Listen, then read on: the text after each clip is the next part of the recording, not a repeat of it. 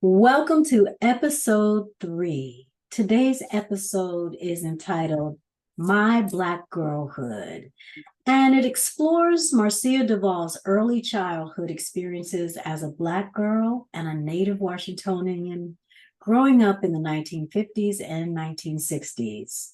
During this episode, Marcia is going to share her memories, her lessons learned, and aha moments that helped shape who she is today. How are you, Marcia? Open.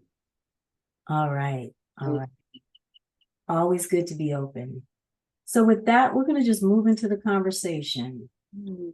One of my favorite actresses and activists, Yara Shahidi, who starred in the television program Blackish and Grownish, wrote and recorded a poem entitled To Be a Black Girl. I believe Yara's poem is a self-love letter and a manifesto for Black girls and women everywhere because she reminds us who we are in her poem. Yara writes, "To be a Black girl is to be one of the reasons the universe thrives." And I'm going to say that again. To be a Black girl is to be one of the reasons the universe thrives. She also writes that our lineage has taught me that I am integral, that we are important, even when society dismisses us, hiding the wonder of our presence, a trail set for and before us by generations of powerful and empowered Black women. So with that said, Marcia, what does it mean to you to be a Black girl born on Saturday, May 1st, 1954, in Washington, D.C.? Oh, that's the end of the question. That's it. Well, you just revealed something to me that I either forgot or was never aware of. I didn't know that I was born on a Saturday. I was always fond, sort of from an egotistical place, of my birth date, May 1st. I have affectionately informed people for years that it is such an oxymoron because it is flagpole day, and it is the first. It's the first day. Certainly, in hindsight, I mean, I don't know that it was necessarily true then, but in hindsight, being a native Washingtonian is a big deal now. You know, people marvel when I say that I'm a native Washingtonian. Certainly, Chocolate City was, and I was a part of that experience and that opportunity. And in the moment, there's no question in my mind that I simply took it for granted that it would always be as it was. Today we know that not to be true. So I'm a piece of history that I have nothing but regard for. No, nothing but regard. I'm blessed and highly favored. All right. I love that. So, Miss Blessed and Highly Favored, what's your full name that your mother Chris gave you? Alrighty then. It is okay. So this was part of, I don't know, one of the other 2 episodes. My mother's intention was that my name be pronounced Marcia. It is the French spelling, and the French pronounce Marcia as Marcia. So to that end, I'm going to say Marcia. Middle name was my grandmother's name. Interesting name, Burdette. Not Bernadette, but Burdette. Burdette. Last name Duvall. It's my given name. And where were you born? What hospital? Friedman's, Bye Gone. Yeah, Wow. Friedman's Hospital. That's that's another piece of history that lots of folks in America and beyond don't realize that Freedman's Hospital was the African American hospital. And I'm wondering if my aunt Pauline Roberts, who was a nurse there, walked past or was around when you were born that day. Well, more will be revealed. Who knows? Yeah, who knows? Yeah. Just putting it out there, just putting it out there.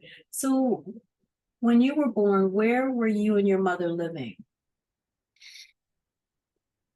As best as I can recall, I believe that my early childhood was spent on Gresham Place, that one block street between Georgia Avenue and New Hampshire.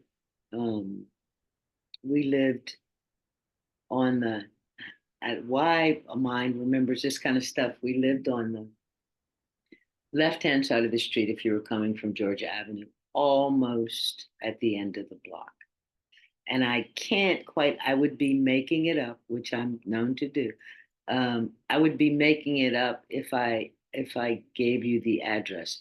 Interestingly enough, I remember the address where the woman that actually, my Nana, I remember that address in Gresham Place, but not actually mine.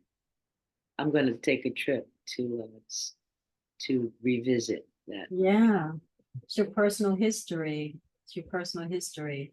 So speaking of your Nana that cared for you, tell us about her, because that was someone who was a part of the early days of you as a baby and a toddler. Mm-hmm. Rebecca Diggs. You know, she was one of those beings that you sunk your head in her breast. She she loved to cook, and there was always something cooking, and the house was a relatively small house, so the aroma permeated through, and she was certainly a woman of meager means, so the house was meager, but always filled with love and laughter. There were several. She took care of several children, so it wasn't just me. And during that time, we played outside. It wasn't taboo not to go outside and play marbles or play with sticks or run up and down the street. It was a community, so you can rest assured if you were doing anything that was other than what you should be doing, the neighbors felt uh, they felt like they had the right to let you know about it. So it was a close knit community, and I spent a lot of time there as a baby and a toddler. One of the things I do remember, which I didn't remember until this very moment, I was attempting to carry a child um, on my back up the stairs. The stairs to the basement were very steep, and I slipped and hit my head on the end of the step, and literally it created a hole that had to have, I do remember this, 35 stitches in it. But it was very odd because, I mean, literally it was a hole, but I didn't cry. I didn't do any of that, I found it rather interesting. I was odd from an early age. Unique is the word. Yeah, there you go. Well, Unique is okay, the yeah, word. we'll give it that. We'll give it that. So give us some visuals about who you were as this young, unique Black girl growing up in DC between the ages of 1 and 14. And Oh my goodness, what did that you look like? What did you wear? How was your uh, room decorated? How I, I, my mother made sure that I was always stylish. She was always, she worked near Hex. If anybody remembers that department store. Um, and so she was always, especially at a paycheck, she would bring something new home for me. So, I was always the cat's meow. And because she was so stylish, I'm sure part of it was ego. Her child had to look good as well. I was, however, a plump child, um, and a plump adolescent, actually. So I was a fair, caramel colored. Um, at that time, I was very vested in making sure that my hair was straight. And so back in that time, you had straightening combs, you know what I mean, that you literally put on a fire. And I watched because, my grandmother would do it, my nana would do it, and I would watch her, and it was nothing. She caught me a couple of times, and it wasn't okay for me to sneak down into the kitchen and put that straightening comb on the heat and make sure that, all of my edges and what we affectionately then referred to as the kitchen back there, that it was it was straight and laying down. Yeah.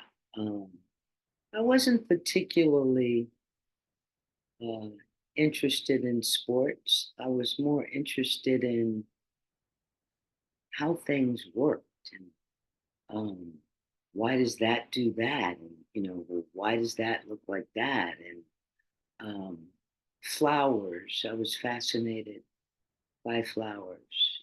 Um, Not so much other children. Not really. I should have observed them more than participate. Yeah. I remember the first time I met you, you were carrying these beautiful flowers down 17th Street. And I'll never forget that.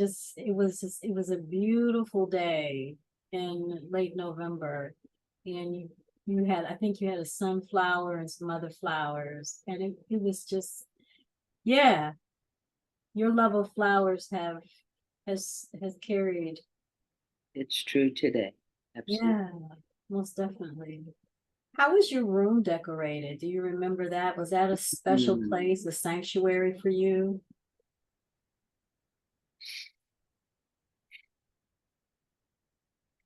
I remember that it was pink, the one in the house in which my mom and I lived. Um, and I really didn't have a room in my nana's house that was collective space, and when I stayed there, um, it was a room that any number of children might stay in, two twin beds. Um, my room was pink, though. I do remember that. But I wasn't particularly attached to it. I don't have like, yeah, this was over there and that was this and that. No, not until we left Gresham Place when my mother and stepfather got married, and we moved to Kansas Avenue, and then I had my own, and I do have recall of that. I thought I had died and gone to heaven because it was two rooms, um, and my bed was my stepfather had lots of antiques, and my bed was a brass bed, four-poster that faced the window, and there were double windows that looked outside. Um, and I had my own closet, two of them, and lots of dolls. I was a doll person, not so much other stuff, but Barbie and the Barbies that had hair that grew and Tressie and all those.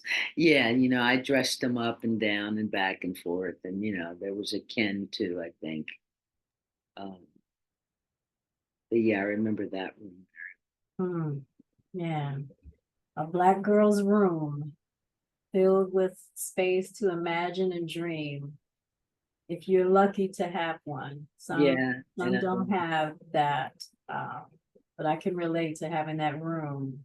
Uh, what are some of your favorite memories from your childhood in DC?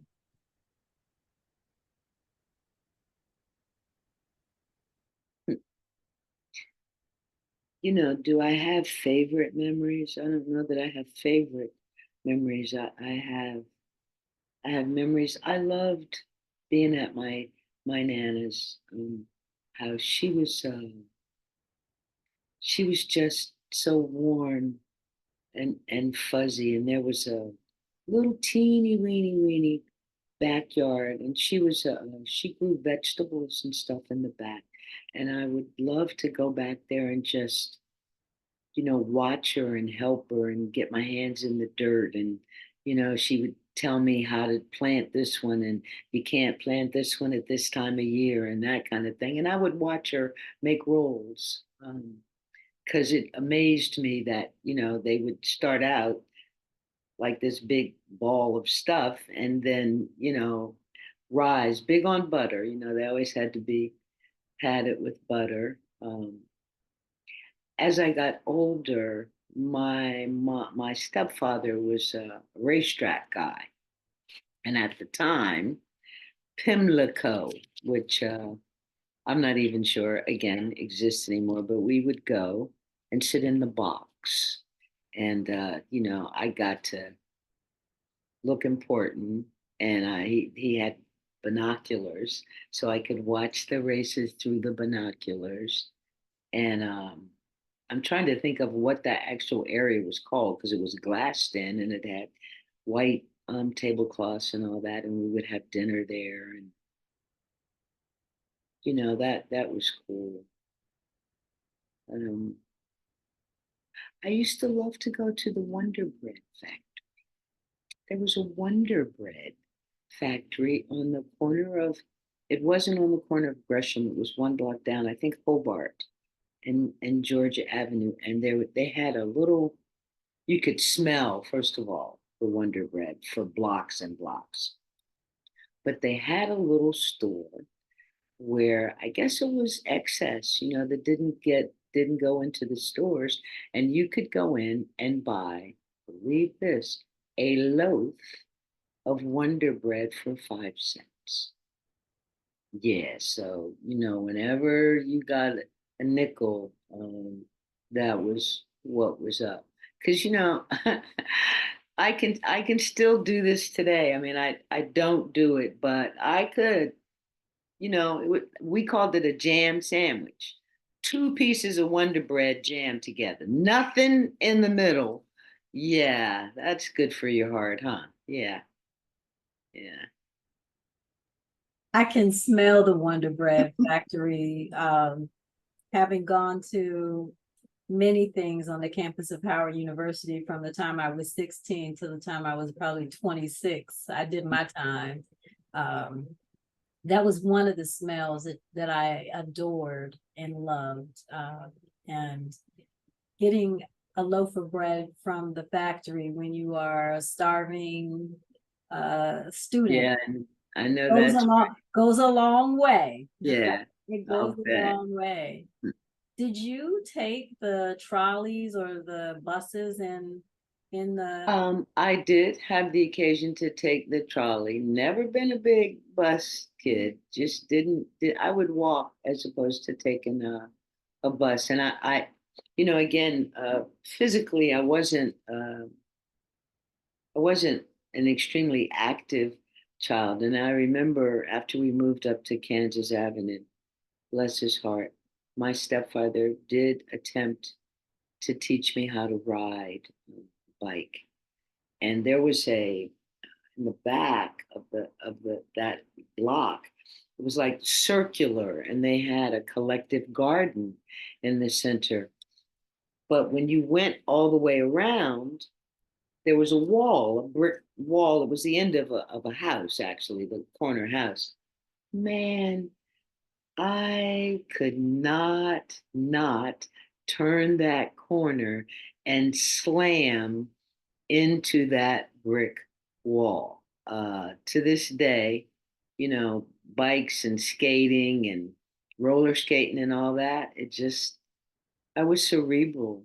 I was a dreamer. Just it never I never really got that down. But I did ride the trolleys, especially if my mom wanted me to meet her down at work. um, and on 6th and 8th Street, I would take the trolley. Yeah, I forgot about the trolleys. They were cool. Yeah, you have to talk to my dad, your dad too, John, about the trolleys and also about having a father that went to the racetrack. I'll just leave that. Mhm. Okay. Yeah, Okay. I have memories too from Pimlico in the 70s. Yeah. Yeah. So one of the things that I discovered in doing research for today's episode is that 16 days after you were born on May 1st in 1954, that date was May 17th, 16 days later. And on May 17th, 1954, the US Supreme Court unanimously ruled in Brown v. Board of Education that separate educational facilities are inherently unequal. And that decision ended the racial segregation in public schools and overruled the separate but equal principle set forth in Plessy v. Ferguson in 1889. That ruling was a key moment in the civil rights movement, as you know. And I imagine that the Brown v. Board of Education ruling may have changed the trajectory of your Woman Lines education, with you being one of the first, if not the first, girl in your lineage to have access to a wider range of opportunities. And these are just things that I'm just imagining. And my question is, what did your mom, Chris, your grandmother, Gladys, and your great grandmother, Ella's educational footprint look like? I do not have a clue what my great grandmother's educational footprint looked like. I can only suppose, based on my short time with her, that it was meager, very meager. And at the time that she was born and where she was born, I certainly suspect that it was, a one-room schoolhouse that did the best it could, probably from early on to 12th grade, I'm sure, and I don't know anything at all about my grandmother's education. I know that my mom finished high school, um, and then entered the workforce.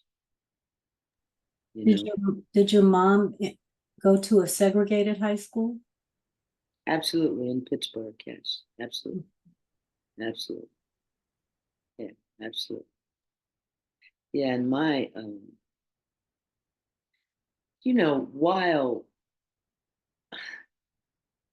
while I guess I didn't view my school as segregated, Mhm.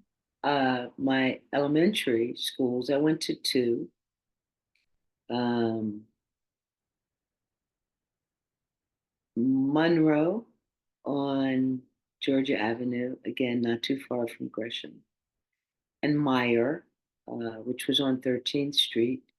And that got torn down maybe 20 years ago or so. And then McFarland. And I've been stretching my memory to think about, I know for sure that both Monroe and Meyer, um, there were no other than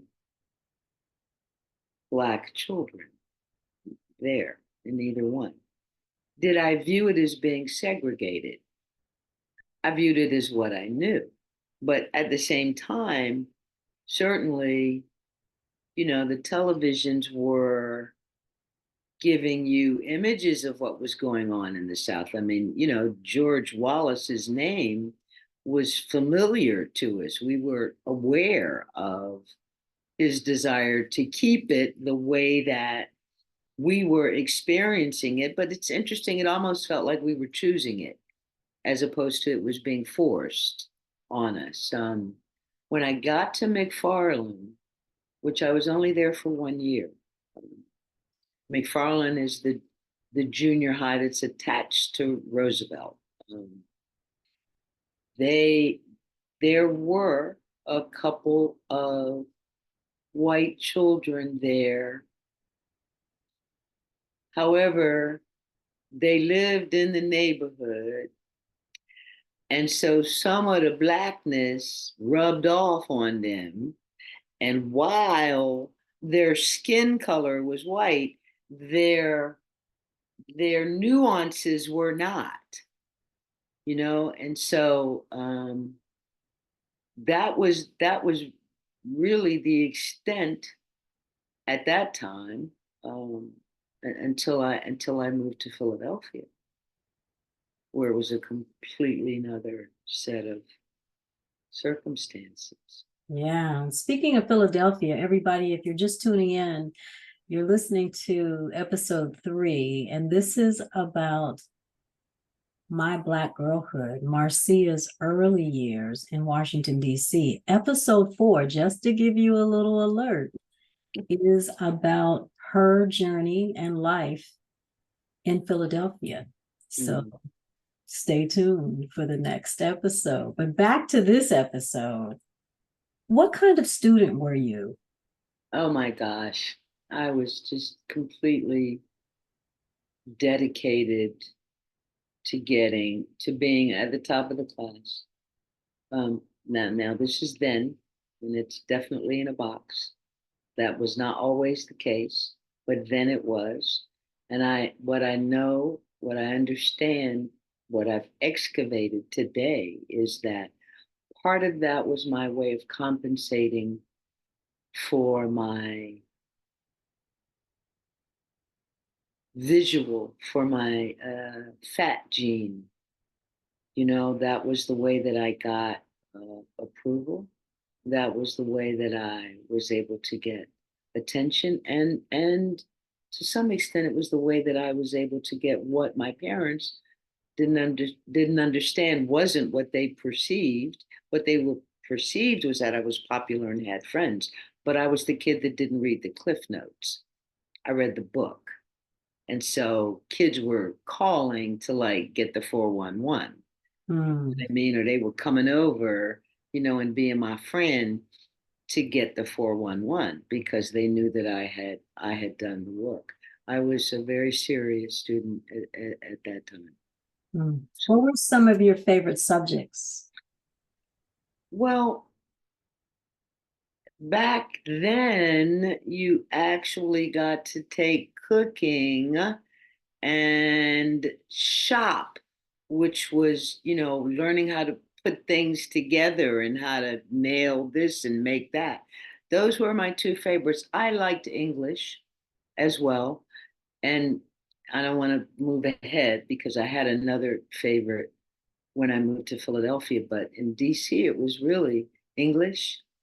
Um, I'm not sure where this came from. I think the ethers, but I always understood that words have power and that they are very important to this day. People use my thirst for words as a bit of a weapon. What I also recall is that as a result of that, I was the kid who would get accused of wanting to be cute or thinking I was white. That was a big one. I was not the child that used slang or used what what I certainly understand was the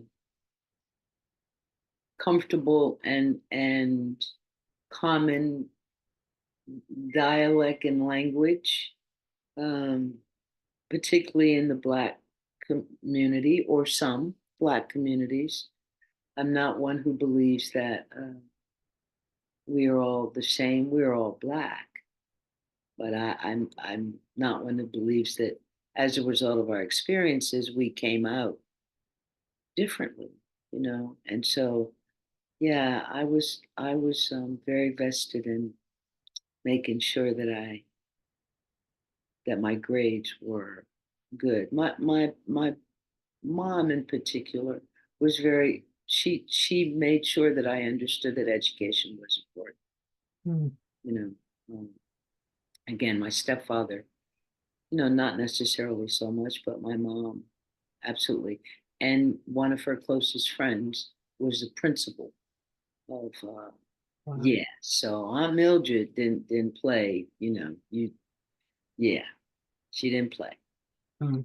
She didn't play slang. Yeah. That's one of the things that I admire about you is your command of language and the use and the way that you put things together. Um, it's always been something that I've been like, yeah, I've borrowed quite a bit. Well, and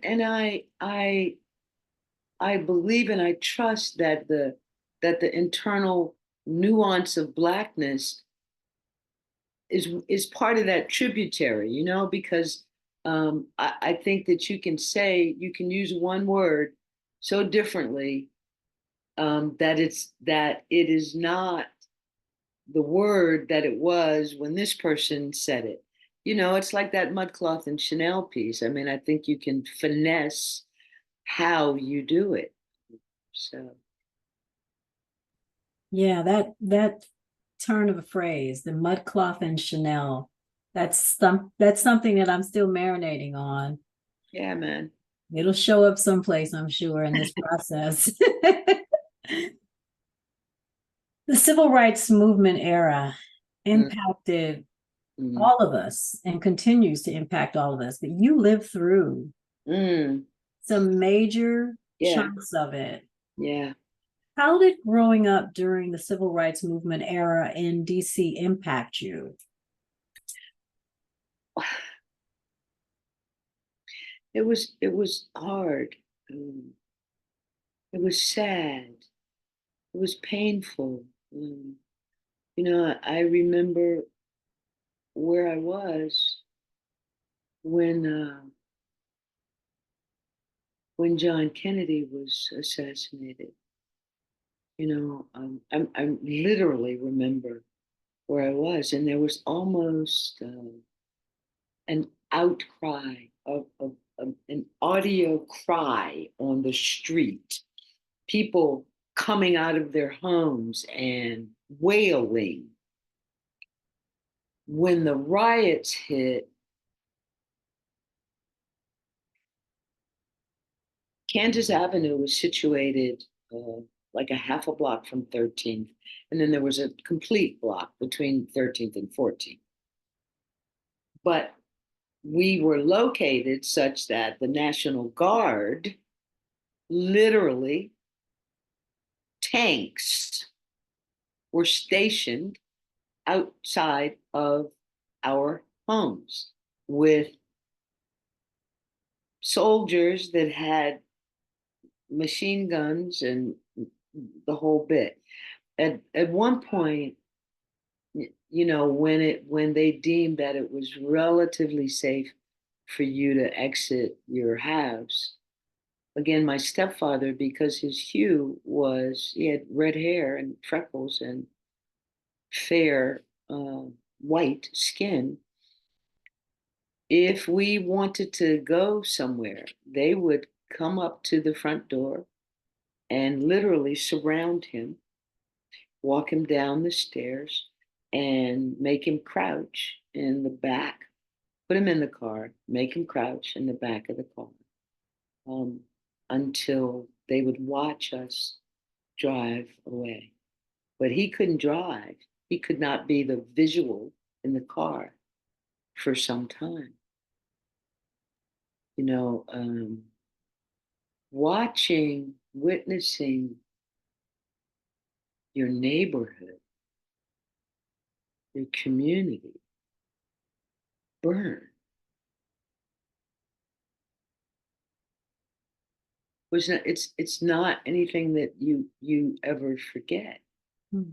You know, for I don't know how long, but it certainly felt like eons. I don't know how long 14th Street stayed boarded up. You know, the Tivoli Theater, 14th, and I'm remiss to remember the cross street, but that was like, you know, that was the Black Kids Theater. You know what I mean? You didn't have to ask permission to go there, and it was gone. You know, the Murphys, the Black Murphys, you know, so it wasn't about whether or not you were gonna sit at the counter or not. You know what I mean? You sat at the counter. Gone. You know, the little store that your mom used to send you to get some nylons, you know, gone. And it stayed gone, as you know. It stayed boarded up and gone for what, a decade plus? You Yeah. know, until the gentrification process begun. Because when it reestablished itself, it didn't reestablish itself black. And that's what it was. So you know, as I'm listening to myself, I'm feeling rage Mm. that I hadn't touched in a while, Mhm. you know, and you know, like I said, you know, we go from ivory to ebony. It's one of our gifts. And so in my block, it was from ivory to ebony. And there were times during that period where, you know, you would look out the window to make sure that your neighbor, who was relatively fair, you know, like, now should they leave the house? You know, it was a very devastating period for us because, you know, the response, the riots, the burning was a response to the national condition, but we were using it against one another. So hard. And for context, everybody that's listening, we're talking about the riots that occurred after Dr. Martin Luther King Jr. was killed on April 4th, 1968, and that continued. It wasn't just in April, and it didn't just happen in DC. It happened in major cities and places across this country. Um, we're talking living history. We have someone here that is telling us what it was like to be a girl child, a Black girl child during this time. And I venture to say that anyone that has lived through this kind of experience has had PTSD in some shape or Mm, form in their lives. mm. And I can't even imagine what it does or how it could be triggered when we look at what's happening in Gaza, when we look at what's happening all over the world.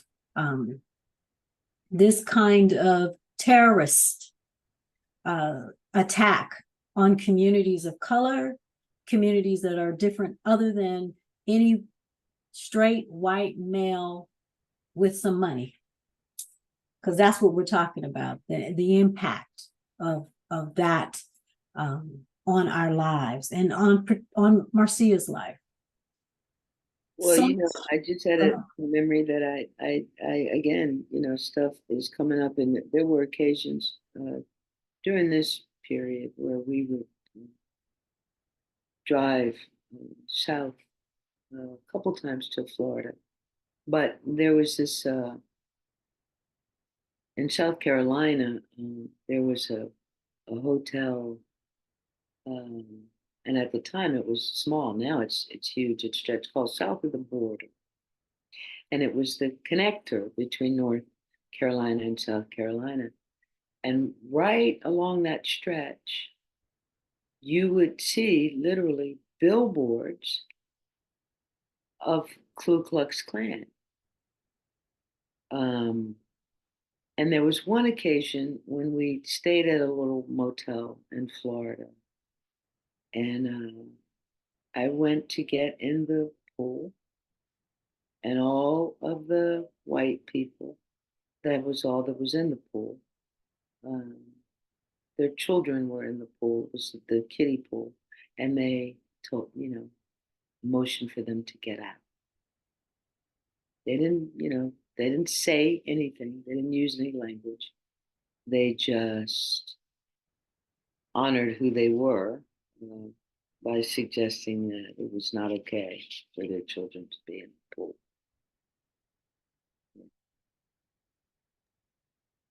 Well, the curious part of me wants to know, did you stay in the pool? I did. Absolutely. I absolutely did. I figured that. Yeah. I figured that. But like, thanks. Mhm. Now I have the whole thing. Appreciate you. Mm-hmm.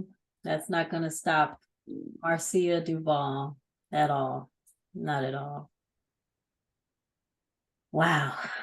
Thank you so much for taking us through part of your lived history, your lived her story, and some of the painful moments. I want to honor you for that with a deep breath in and then out. One of my favorite lines from Yara Shahidi's To Be a Black Girl poem pays tribute to the women who came before her. Yara writes, "Our lineage has taught me that I am integral, that we are important, even when society dismisses us, hiding the wonder of our presence, a trail set for and before us by generations of powerful and empowered Black women. I call those women sheroes." And after hearing this story about the pool, I think you're your own shero in many ways. And so in answering this question, I'd like for you to consider yourself as a shero. Did you have any favorite sheroes?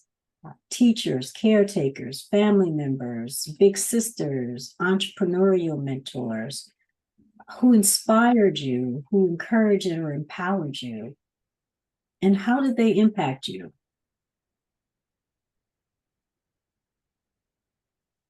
Well, that's a sort of a double-edged question. I have been thinking about this.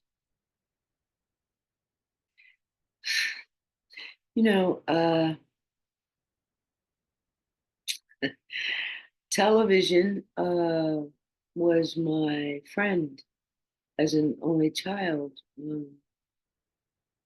and someone who, I touched on it, didn't necessarily cultivate relationships with other children. I honestly found them less than equal, or not interesting, or they were interested in things that I wasn't, and they weren't interested in things that I was. So I found solace in TV. And at the time, of course, there were not a lot of, certainly female, Black images on TV. I want to say that this may have been the period, although I was probably a tad older, of you know, uh, I can't think of the name of it at the moment, but it was a black and white. They were detectives, or Mod Squad? yeah, the Mod Squad. There was three of those. Yeah, yeah. Um, and I was all over them. I thought that Link, was just the coolest dude, ever. Loved his afro. But I would not be being transparent if I didn't also say, ouch, that I was a big Valley fan. And, but because this woman ran shit. You know what I mean? She was forget the bonanza. Yeah, whatever. Yeah. Barbara Stanwyck was the head of the household. You know what I mean? And she wore the little bolero. She mixed metaphors. So it wasn't really, I didn't really let go of her until Julia showed up, and being from the kind of Black middle class family that I was from, and the extended part of it, that wasn't outrageous to me. It was familiar. So I was grateful for the reinforcement of the familiar. You know what I mean? It wasn't like outrageous that she was this nurse who what you don't know, not really realizing that there were a lot of my contemporaries that was odd and strange and eye-opening for them, you know. And then there were some personal. I think I touched on my aunt Margie, who was actually the woman who came to my graduation at the time. Schools were set up 1 to 6 and then 6 to 9. And so when I graduated from junior high school, my mom had already been sent to prison. And my Aunt Margie, who was in a one piece leopard cut down cleavage jumpsuit. Do you understand me? That's how she showed up. Wow. My junior high graduation. And, she was a woman who just simply didn't have any cut cards at all when she might maybe wanted to consider have some. Um, she was very direct and very straightforward and very, very Black and beautiful. She was the color of ebony, but clearly there had been some visitors to the big house because her features were very Caucasian, but she was the color of ebony. And she made no bones about herself. And I just always admired her ability to show up authentic. And then there was my Aunt B, who was the opposite of her. She gave me the example of being demure but getting your point across. It was very effective. And then Aunt Mildred, I mentioned her. She was sort of androgynous, very tall, like 5'11", and the principal of a major high school. So I had a myriad of choices, a myriad of examples of all the ways that we can and are Black women.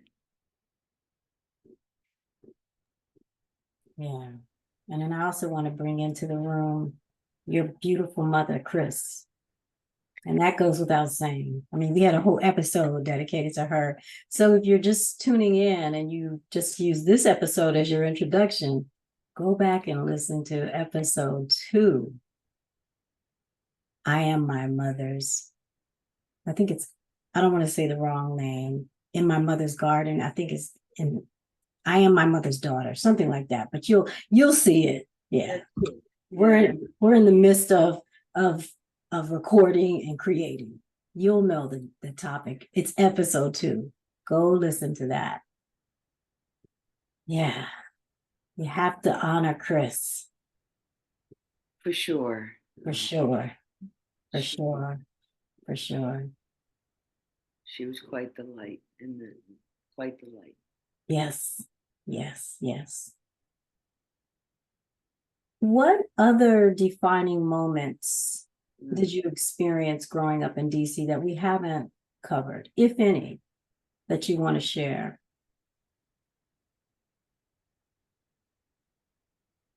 Well, moving from Gresham Place, which was, as I've said, meager, you know, um, attached houses, um, you know, front yards that you could, that were, 10 by 10.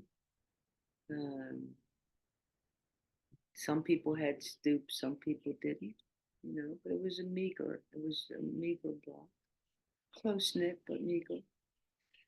To go from there to Petworth, to the big house, not attached, where, a single room had two, and there were, four bedrooms and a complete living room and a complete dining room and a what? Den. You know, um, it was easy to begin behavior that I think as a black person, we can begin to incorporate into ourselves without the intention. But there was a separation, there was a kind of separation. Um, I became, we use this word, and I disdain the word. And I've often asked people, what do you mean when you say that? Bougie, that one. But today I understand the part that I played in creating that perception, and so it was a big deal for me to move from Gresham Place to Kansas Avenue. Yeah. Beautiful. Well, as we begin to wrap up this episode, I have one last question. Do you now? Yes, I do. I might have some more. Depends on how you respond. So I'll leave the door open. Uh-huh. Open. Uh-huh. Do you have any girlhood lessons learned or aha moments that you'd like to share with the listeners?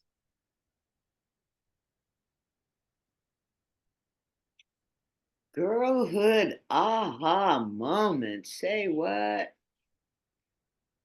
Well, I wondered when this was going to come in too. So I had the occasion to be curious enough about sex and boys to to align myself with the suggestion that maybe I might try it. And just to be safe, maybe there needed to be a bit of an audience, in case something went wrong. Gosh, I cannot believe this is being taped and I'm saying it out loud. But hey, be careful what you ask for. I said that there wouldn't be any hiding. So, one of my friends, guy friends, said, well, I think it should be me because, I'm your friend. I'm like, yeah, it probably should be you because you're my friend. And they were houses that you entered the door and there was a little like vestibule and then a set of stairs that actually led up to the living space.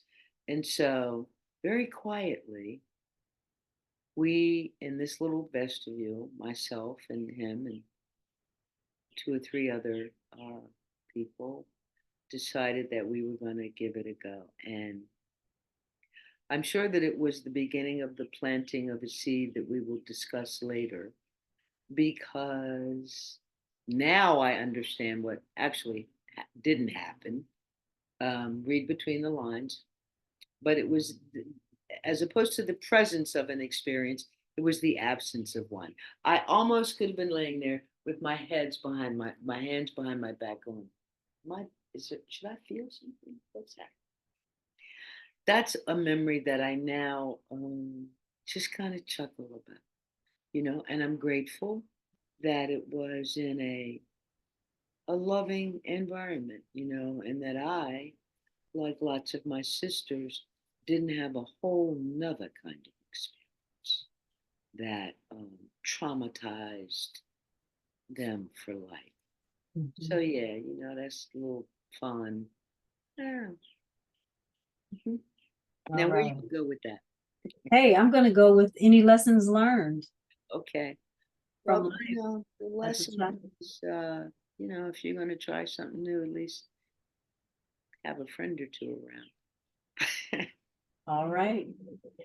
Well, with that, if that doesn't intrigue you to want to hold tight and get ready for episode 4, coming of age, Oh, I don't know what will. okay. Marcia, thank you so much for sharing these wonderful memories, these insights, these aha moments, these lessons learned, these stories, these sacred stories from your life with us. We appreciate you, and I want to leave you with anything that you might want to say to the listeners. It's always going to be the same. Well, I don't know that that's true, but it still remains, be fearless. Be fearless as an absolute mindful choice. Be fearless. Choose love. All right. All right, y'all. Thank you for tuning in. It's been a pleasure. We'll see you next time. Ciao. Thank you.